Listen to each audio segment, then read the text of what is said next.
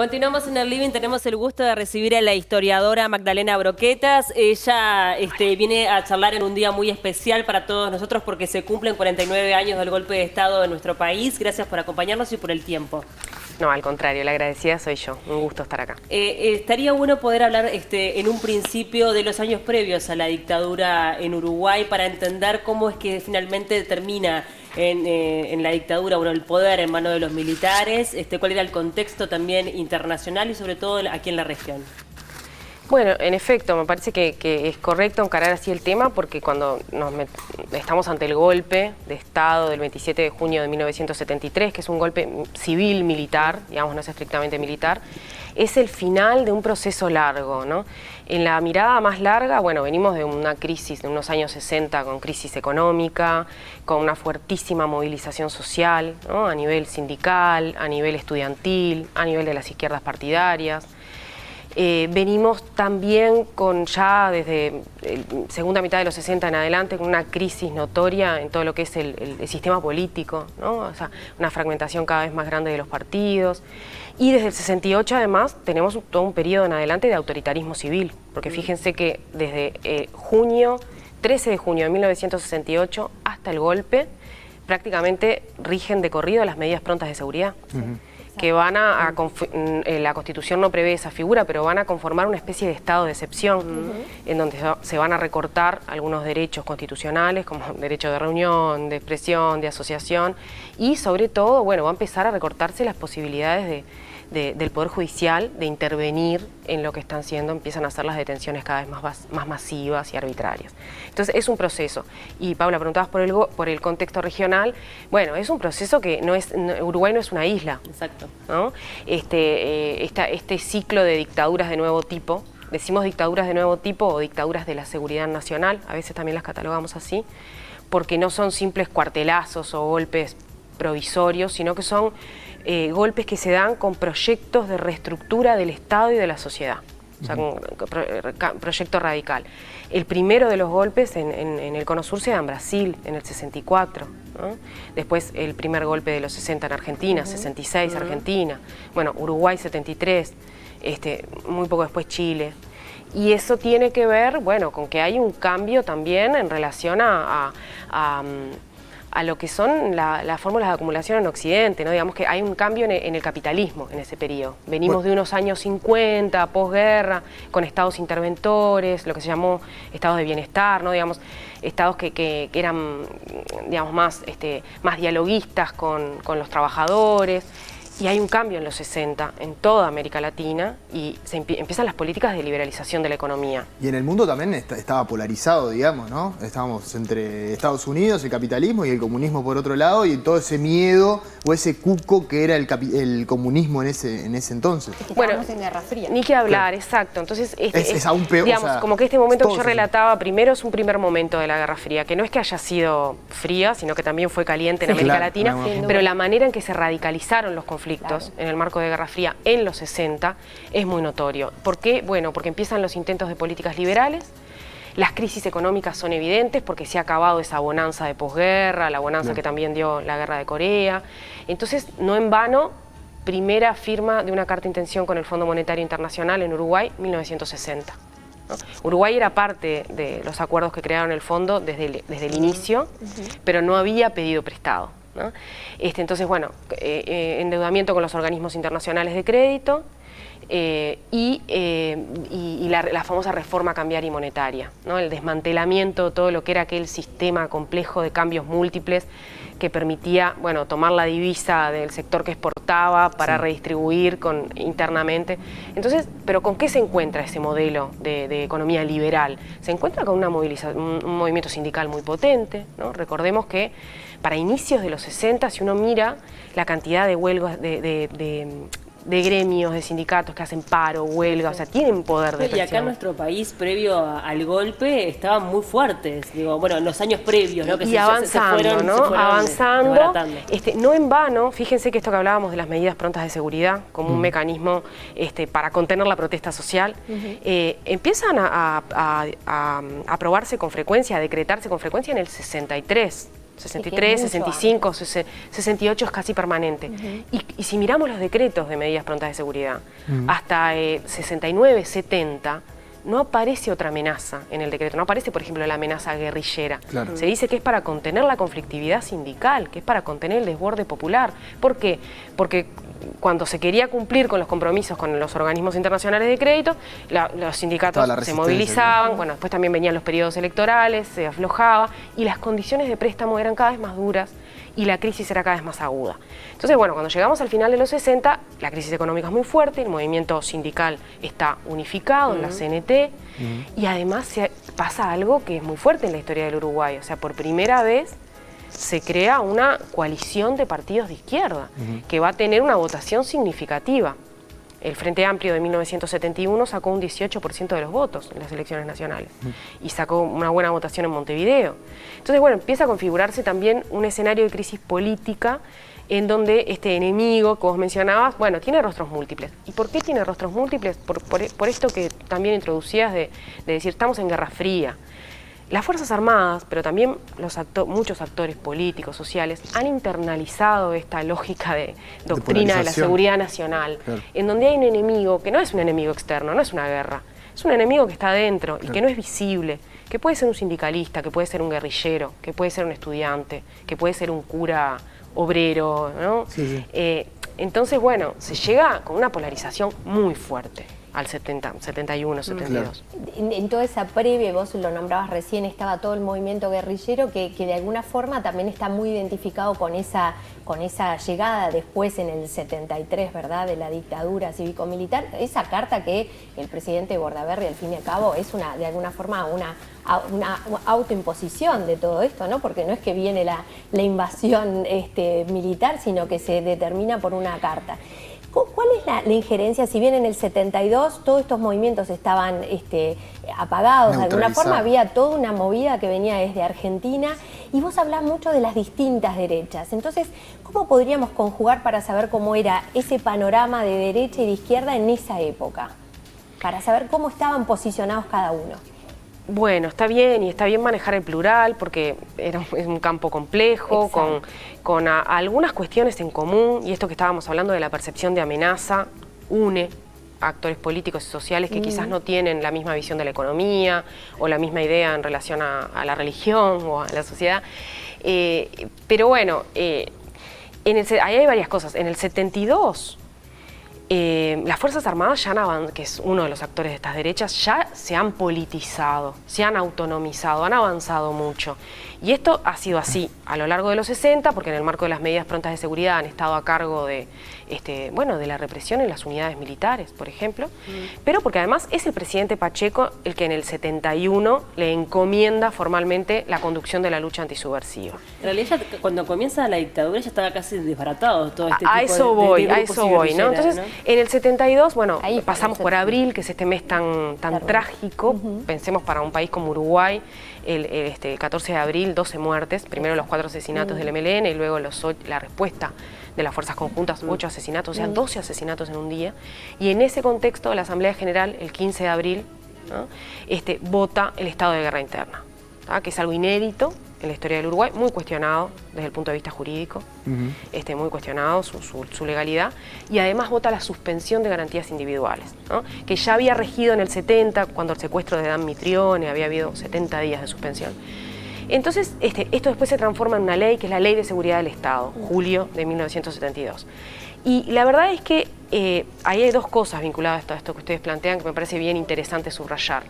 En primer lugar, ¿qué quiere decir Ley de Seguridad del Estado? ¿Qué más se puede recortar? Bueno, realmente las posibilidades de que los detenidos empiecen a tener un proceso justo, posibilidades de acceder a un abogado, saber por qué están detenidos, se ven absolutamente limitadas, porque se crean delitos militares para civiles, porque se anula la habeas corpus, es decir, no hace falta que haya una prueba para que la persona sea detenida, porque no se respeta el proceso de que enseguida haya que llevarlo ante un juez, ¿no?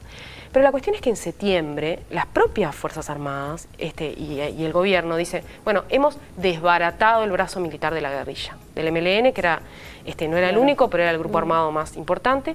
Y eso en efecto es así, porque desde julio en adelante no hay acciones militares del MLN, sus líderes, sus militantes están presos o están en el exilio, intentando reorganizarse en Argentina, como bien decías, en Chile.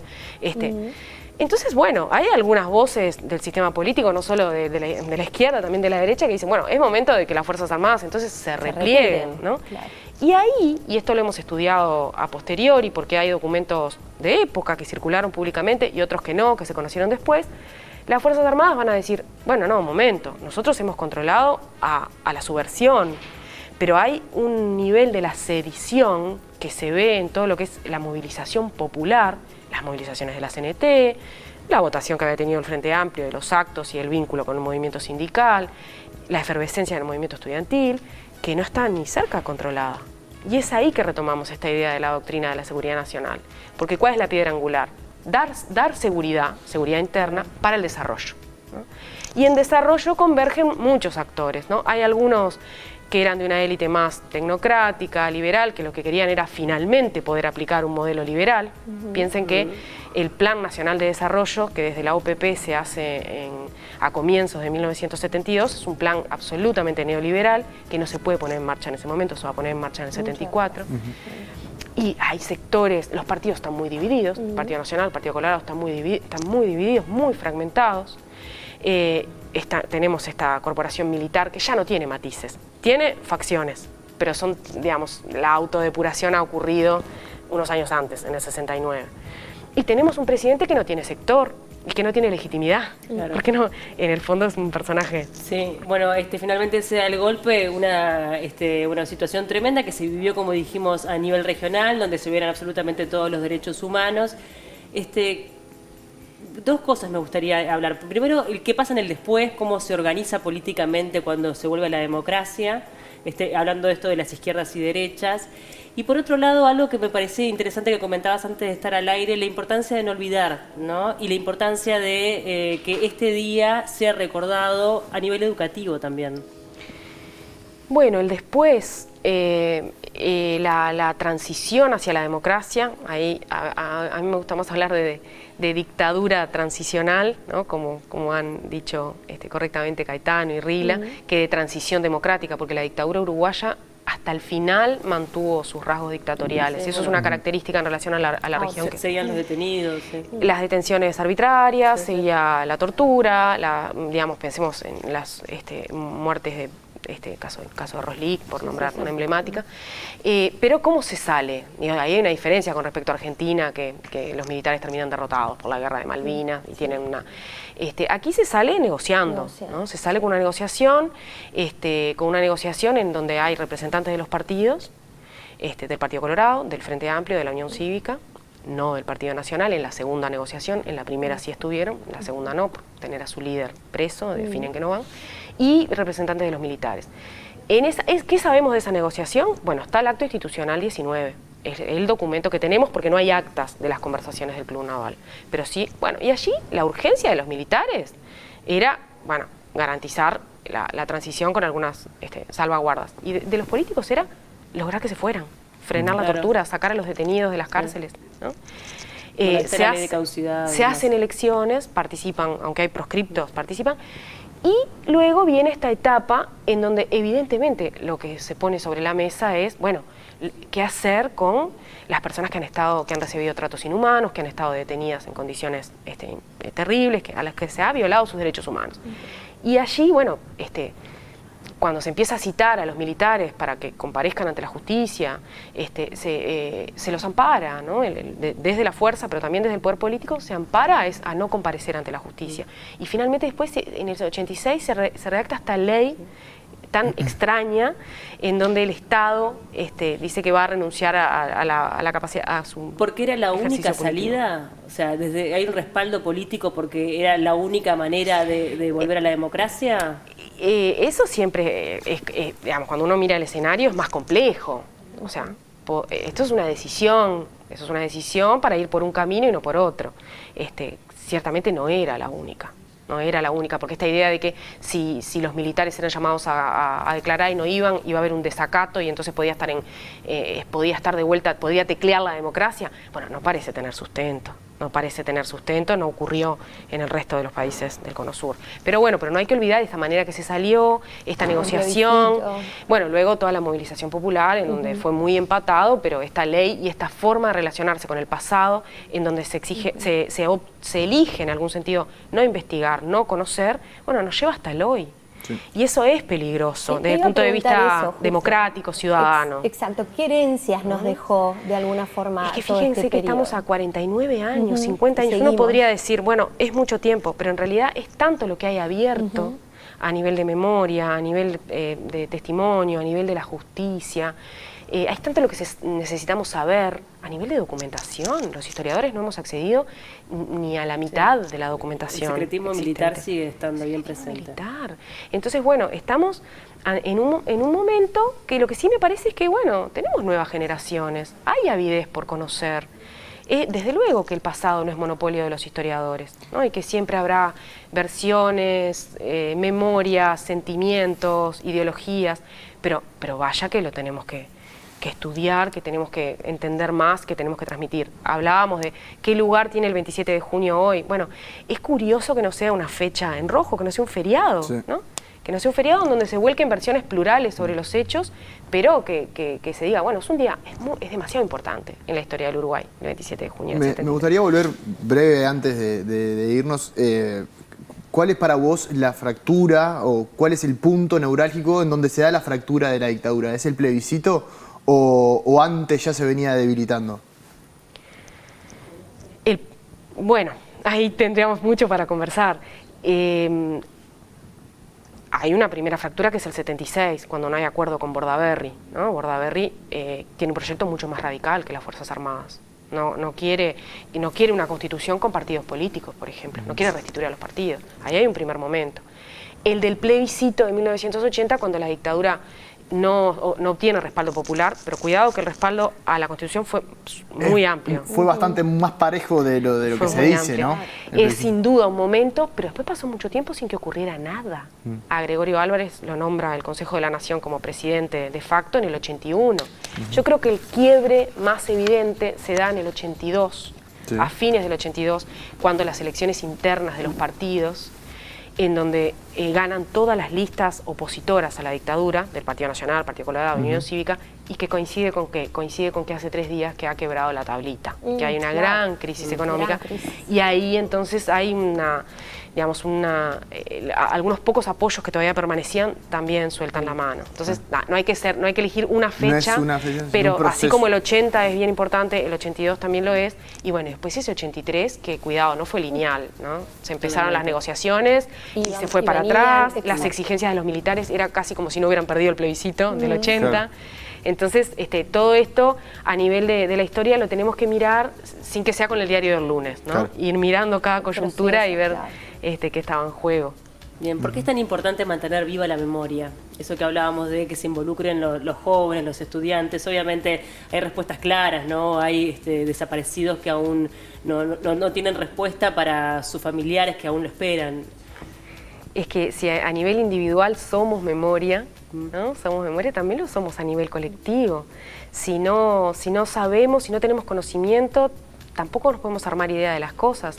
Y el presentismo es un peligro, ¿no? Esa idea de no saber qué pasó antes, de creer que lo que se está viviendo a nivel social, político, bueno, es simplemente algo que ocurre en el hoy, simplemente nos va a rebajar nuestra calidad ciudadana, nuestra calidad como colectivo social.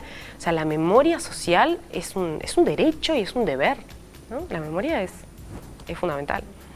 Bien, bueno, muchísimas gracias por estos minutos. Nos parecía súper importante poder tener tu palabra un día como el de hoy, sobre todo para poder mantener viva la memoria, que es lo más importante, para que no nos olvidemos de lo que ocurrió hace no tantos años. Estamos hablando de 49 años, no es tanto tiempo, es nuestra historia contemporánea.